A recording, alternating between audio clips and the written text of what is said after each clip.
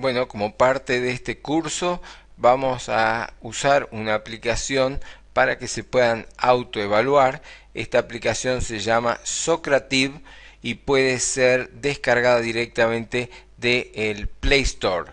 Aquí tenemos entonces Socrative. Ustedes van a bajar la versión Student y una vez que han instalado la versión Student van a entrar en una sala, en una room name, que en este caso se denomina GPS Class.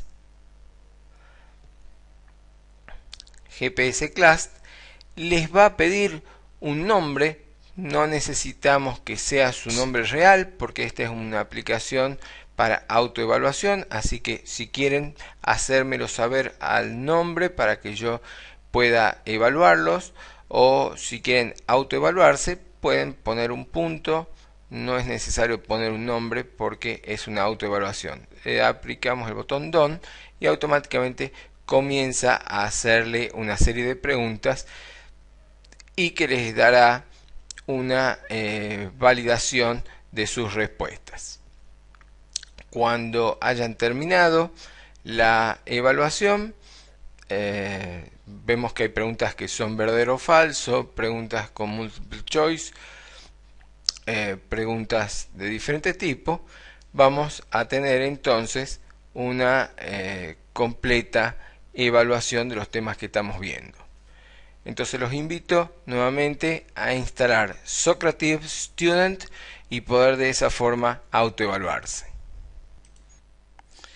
Hemos visto que para que un receptor de GPS terrestre pueda ubicar en una posición determinada dentro de la superficie terrestre necesitaba entre 3 o 4 satélites para poder hacer sus cálculos.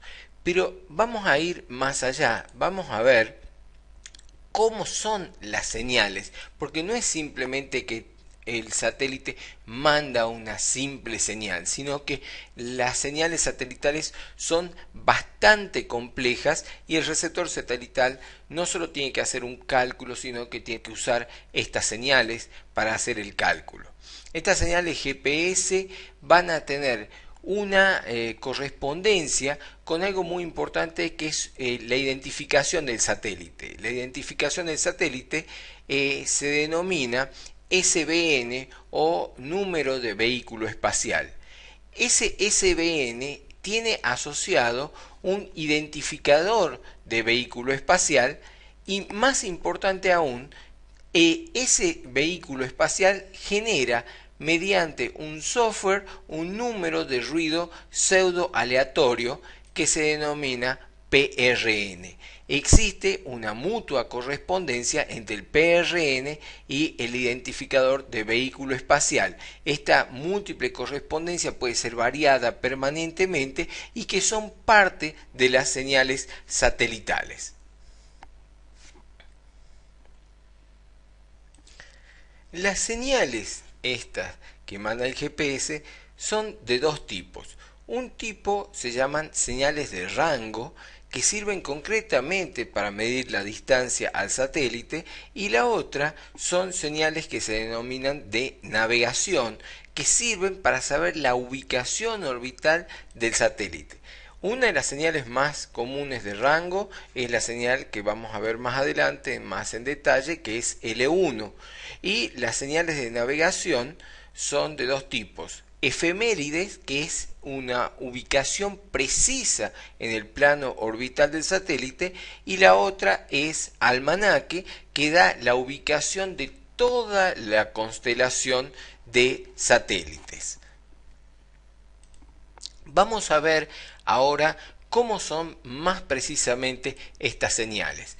Para empezar tenemos que decir que existe el código de posicionamiento estándar que se denomina SPS, que es una codificación con la que vienen las señales, que se denomina código de posicionamiento estándar. ¿Por qué decimos estándar? Porque esta es la que va a generar la señal denominada L1, que es la que tiene un uso de tipo civil. Esta señal L1 está modulada sobre una portadora o carrier de 1575.42 MHz. Esta es una frecuencia muy adecuada de microondas que no tiene una atenuación muy grande respecto a la distancia. Por eso es la que se usa como señal de portadora para la señal L1. Y decimos esto porque la señal L1 va a estar codificada mediante el sistema BPSK, que es codificación binaria por desplazamiento de fase. Es decir, es el tradicional codificación por desplazamiento de fase, PSK, pero asignada a códigos binarios. Esta señal, la portadora L1, va a ser modulada mediante dos señales, como hemos dicho anteriormente. La primera es la señal CA. La señal CA es lo que se llaman de las señales heredadas.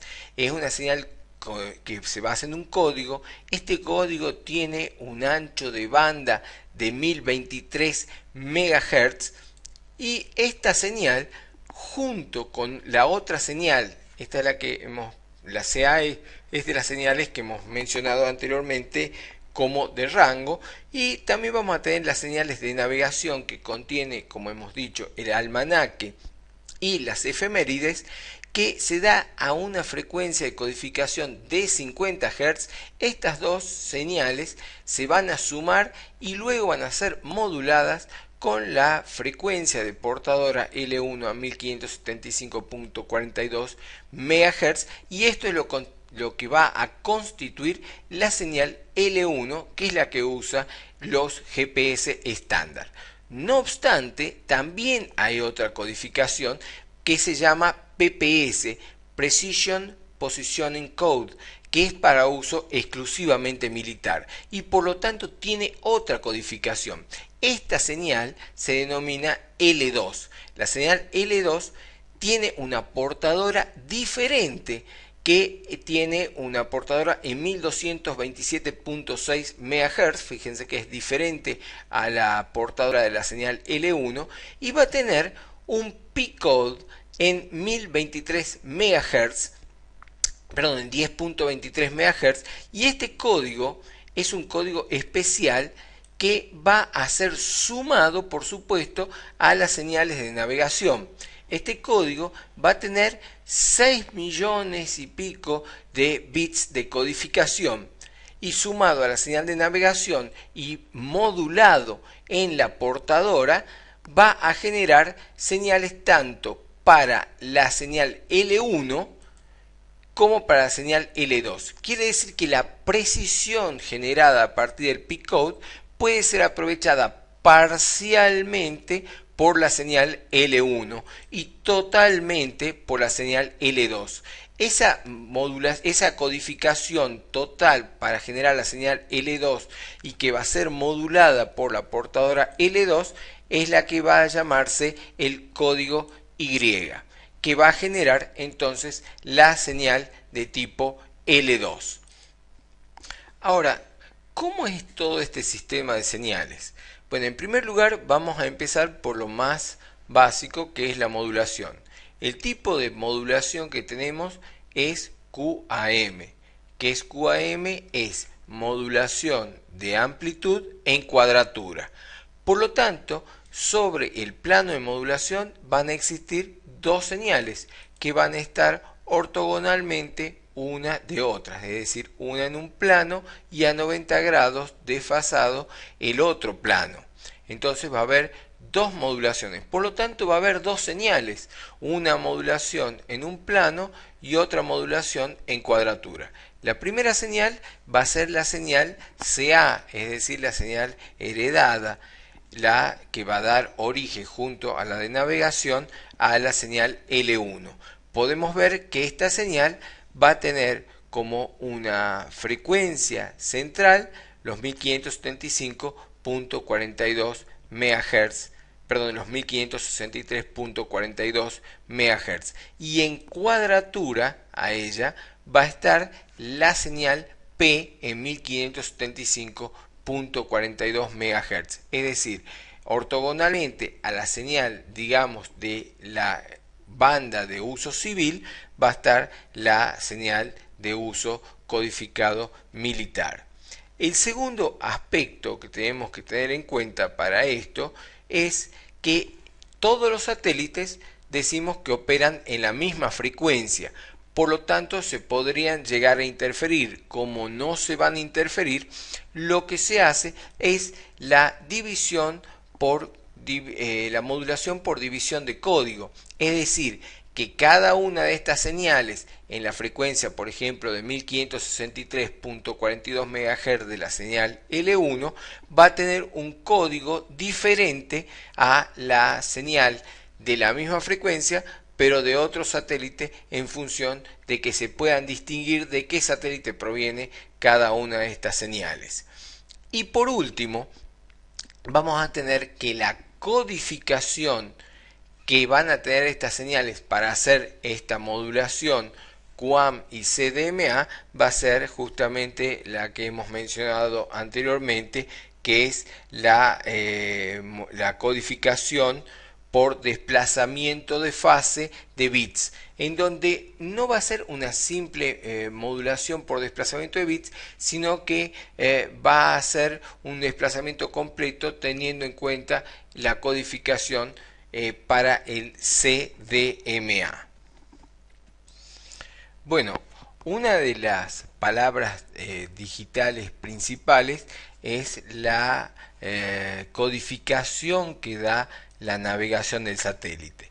Esta codificación se hace a través de una trama, y esa trama está dividido en 5 subtramas, lo cual significa que esta trama, que se denomina LNAB, o sea, la de navegación heredada, tiene 1500 bits. Estos 1500 bits se transmiten a una velocidad de 50 bits por segundo. Estamos hablando entonces de 5 tramas, ocupando 1500 bits, lo cual significa que cada trama está dividida en 5 subtramas de 300 bits cada una. Estas subtramas de 300 bits cada una van a mandar efectivamente la siguiente información. Cada una de ellas va a tener 10 palabras. De el 1 a la palabra 1 y la 2 la palabra 1 es una palabra de telemetría, TLM, que indica que comienza una trama, una subtrama, perdón. Y luego viene una palabra que se llama como, que lo que está indicando es que el siguiente bit es el comienzo de la indicación de la hora del reloj atómico. Luego viene concretamente las palabras del 3 a la 10. La 3 es concretamente el reloj satelital, y hasta la 10 es la relación de tiempo que tiene con el sistema GPS el reloj satelital. Luego viene la segunda y la tercera trama, que también tienen 10 palabras digitales. Como siempre, comienza con la palabra TLM de telemetría, luego la palabra como, que indica que el siguiente bit tiene la información, y luego en la palabra 3 van las efemérides, que habíamos hablado que son las que se necesitan concretamente para ubicar dónde está el satélite dentro de su órbita, y hasta la palabra 10 es la órbita del satélite precisa. Y a continuación, en la tercera trama, también viene la palabra 1 y 2, que es TLM y como, y a partir de la palabra 3 van los componentes del almanaque. ¿Qué era el almanaque? Es la ubicación de toda la constelación. En realidad, la validación que tiene las efemérides es de 4 horas. Cada 4 horas pierde validez las efemérides que captó el receptor satelital. En cambio, el almanaque tiene una validez de 180 días y sirve para que el receptor grabe el almanaque de la constelación y le permita ubicar más fácilmente cuál es el satélite. En cambio, las efemérides tienen una duración de solamente 4 horas. Por supuesto que esta última palabra de la subtrama no es suficiente para poder bajar toda la información de la constelación, y por eso es que baja solo un 25avo. Quiere decir que se necesitan 25 ciclos de tramas para poder almacenar toda la información del almanaque referido a la constelación de satélites.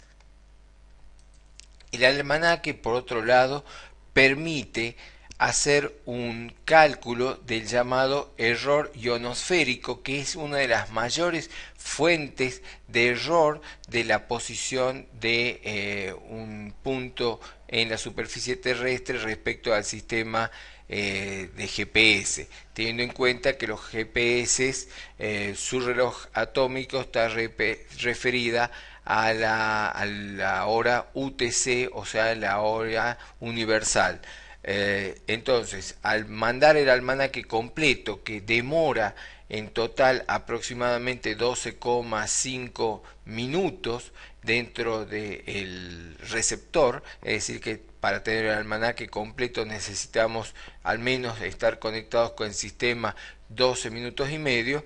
Eso va a permitir que se corrija el llamado error ionosférico que proporciona el sistema.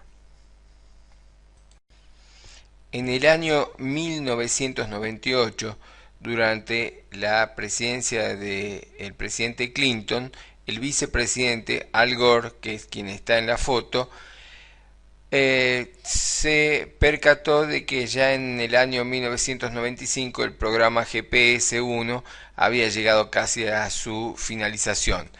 Por lo tanto, dijo que se generaba el programa GPS-2, en donde se transmitirían 2 señales más para uso civil para dar mayor seguridad a la navegación aérea. Y esto se llama la modernización o el programa GPS-3. En el año 2000, el Congreso de los Estados Unidos lanzó el sistema GPS-3, que incorpora 2 señales nuevas en la banda civil. Una señal piloto que permite que las señales de rastreo se puedan encontrar más fácilmente y no haya tanta pérdida de la señal del satélite, y la señal LC2 operando en la frecuencia DL2. Esta señal LC2 es exclusivamente de uso civil y va a tener 2 códigos aparte del PRN: el código civil reducido o civil mínimo y otro civil large o civil largo. El código CM se adjunta con una señal proveniente de la señal de navegación que se llama CNAV, o sea, navegador civil, y esta señal es la señal básica que viene un poco a reemplazar la señal heredada CA. Por otro lado, tenemos el código CL, que es un código de posicionamiento mucho más largo, que permite justamente hacer una mayor exactitud para la frecuencia civil. Por otro lado, se cambia, como dijimos, NAV por CNAV, y para las frecuencias militares, es decir, para la señal militar, por MNAV. Y también se incorpora un código llamado M para los militares, exclusivo, que viene un poco a reemplazar a la señal P con su código I. De esta forma vamos a tener un esquema mucho más complejo de lo que es la señal satelital. Veamos desde el principio. Inicialmente teníamos la señal heredada CA en la frecuencia L1 de 1545 MHz y la señal P codificada ahí para el uso de los sistemas militares. También tenemos la señal L2 que es exclusivamente para los sistemas militares. Ambas tienen incorporadas la señal de navegación idéntica. No obstante, a partir de la segunda y tercera generación de satélites, se genera en la frecuencia L2 de 1227 MHz una señal para la banda civil L2C o AirC y se mantiene la señal P con codificación I. No obstante, esa señal va a tener dos codificaciones, la Civil Moderate o CM, que está sumada a la señal CNAV, más la Civil Large, que es el código expandido mucho más largo que permite un mayor posicionamiento. No obstante esto, se genera también un código M, que es exclusivamente para uso militar, mucho más adecuado y mucho más preciso, que opera en la banda L2 y también en la frecuencia L1. Por lo tanto, este es el panorama. También se generó para el uso exclusivamente civil, donde en este momento tenemos 10 satélites que ya incorporan esta frecuencia, la frecuencia L5, y es un plan que va a ser expandido hasta el año 2020 y es la frecuencia de la banda L5. L5 opera en 1176 MHz y también tiene una modulación en cuadratura, pero ninguna de las dos modulaciones son para uso militar, ambas son para uso civil. Tenemos I5 y Q5. En el caso de I5 va a tener una modulación junto con la señal L5 CNAV, que se usa justamente para la navegación.